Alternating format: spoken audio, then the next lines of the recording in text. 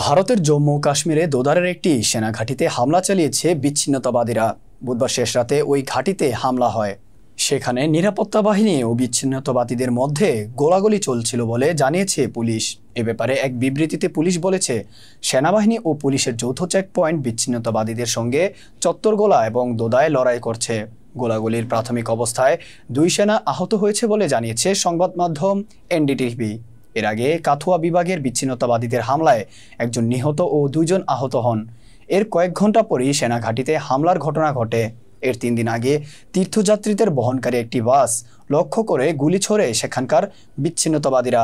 ওই সময় বাস চালক নিয়ন্ত্রণ হারালে বাসটি একটি গিরিখাদে পড়ে। এতে অন্তত 9 জন নিহত হন, যাদের সবাই তীর্থযাত্রী ছিলেন।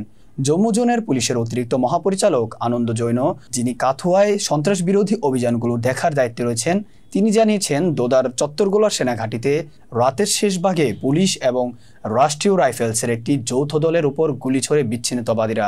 এরপর নিরাপত্তা বাহিনী এবং বিচ্ছিন্নতাবাদীদের মধ্যে গোলাগুলি শুরু হয়। তিনি সাংবাদিকদের বলেছেন, ওই এলাকায় এখনও গোলাগুলি চলছে এবং পরবর্তীতে আরও বিস্তারিত জানানো হবে।